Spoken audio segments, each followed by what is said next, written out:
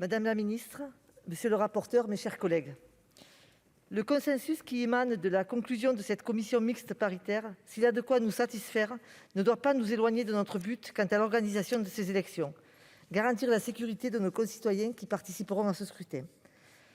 Je suis pleinement favorable à la tenue de ce scrutin. À ce titre, je regrette que certains aient pu évoquer le report de celle-ci par intérêt politique et non par un réel souci de santé publique.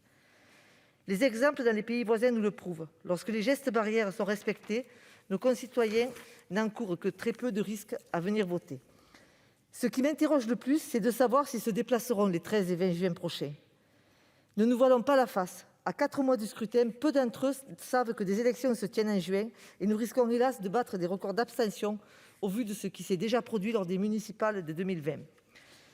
À l'improvisation du premier tour avait succédé une organisation plus forte du second, plus sécurisante pour les agents électoraux et les assesseurs qui sont en première ligne lors des opérations de dépouillement. Pour en revenir au texte, les membres du RDSE restent favorables à l'augmentation des plafonds de campagne, au dépôt différé des comptes de campagne ou encore aux doubles procurations.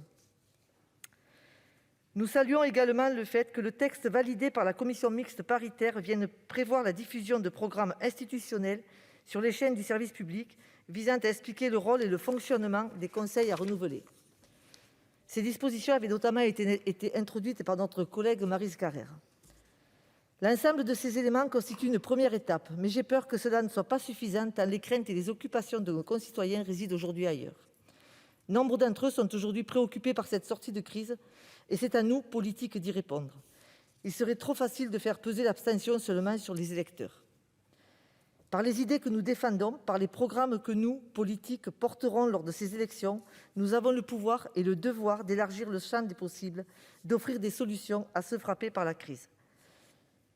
Ainsi, vous l'aurez compris, au regard de ces remarques, le groupe RDSE votera les conclusions de cette commission mixte paritaire comme lors de la première lecture. Merci. Merci Madame Pentel. La parole est à Madame Agnès Canayer pour le groupe Les Républicains.